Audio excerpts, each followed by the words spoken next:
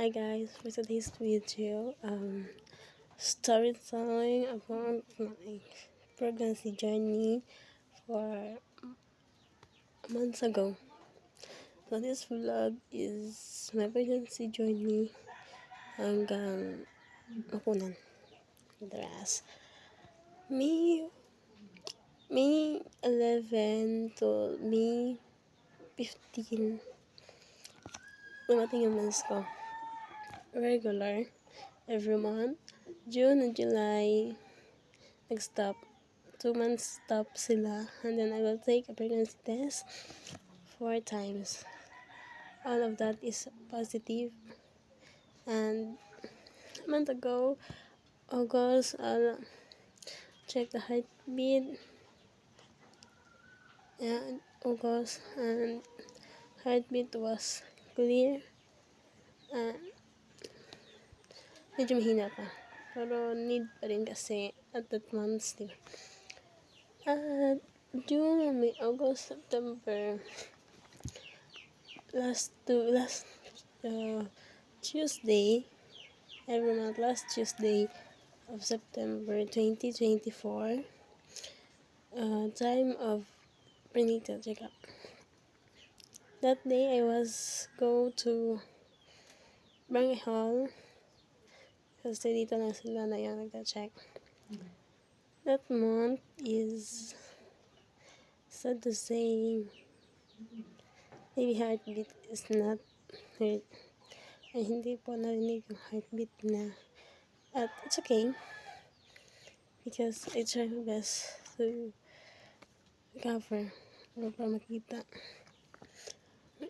My midwife request me for ultrasound and of course for gender reveal. But that last Tuesday of a month of September, after prenatal check-up at 12 p.m. Yeah, in the morning, ang haling tapat is naman ko yung pain na humihilab yung bandang balikawang or sa likod ko, and then pain or nandinig kasi yung dyan. It's okay because I know it's normal kasi nga magalaw. But at night, around 10 or 11, I wake up and then I feel that I'm not comfortable. So, nagpunta ko sa CR. After that, I saw a blood on my underwear. That blood was a small thing. It was a very small.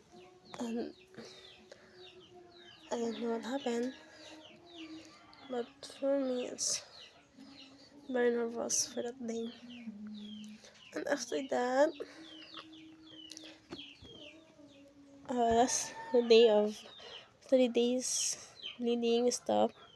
And after that, in first week of October, starting again na yung pag-bleed for 6 days. Yes, bleeding for 6 days. At doon mo na nakita yung mga blood na lumalaki na talaga. Yung itim niya, tapos ang laki. Na hindi ko ma-explain yung ano. After that is may painful, of course. I will try to calm down. I will try my best. But nothing. I will pray to God to be okay. Yes, to be safe for me. December, October, I will try to take ultrasound. Yes. Ultrasound is, napunta ko doon for ultrasound. After that is, yung schedule ko is 11 in the morning. And dumating yung OB is around 1 or 2 in the afternoon. That day, I very nervous. I feel like not okay. I feel bad because for that case. Then I will try my best to pray. And then after that, I will always pray to God to be okay. Sad to say, the ultrasound result is clear. Yes, clear sila. At hindi ma-detect yung yung paglagay na palang wala na. Ano na, plain na talaga. So, yung UP yun, nag-check boy. At noon ay tumawag sila ng ubigay nila babae to check the cervix and everything. Then, that case is ubigay ni declared me as a cold na kunan term.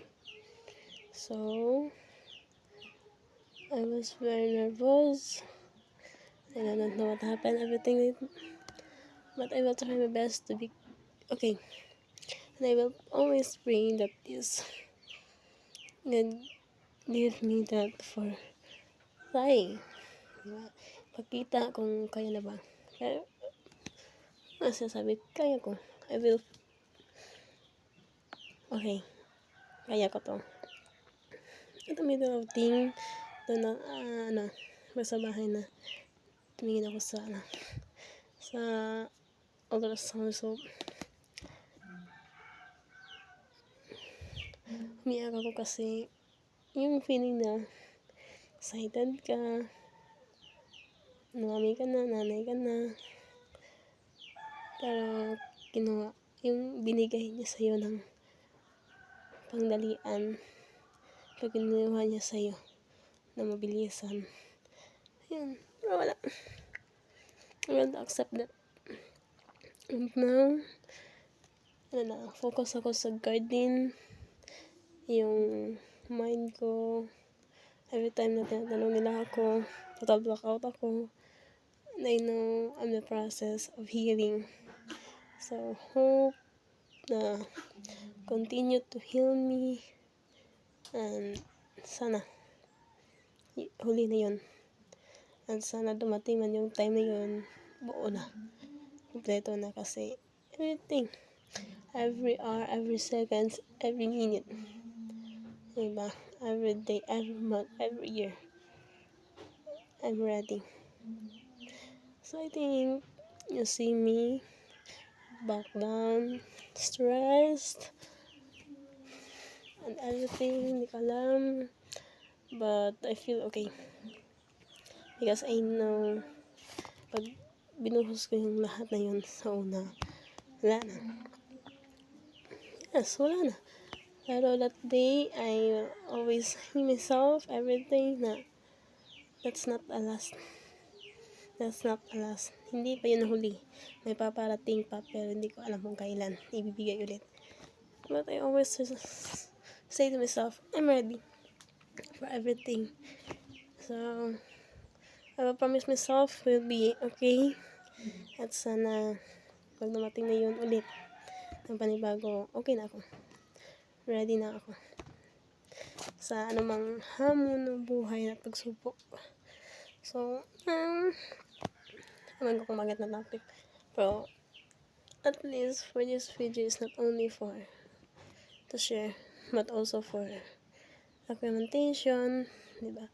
So, suggestion for all mommies who are pregnant is don't lose your hope, do your best, follow the midwife or OB, ano man sinasabi niya sa iyo, at always be nice, always mag-iingat, diba? Ingat palagi, yan lang.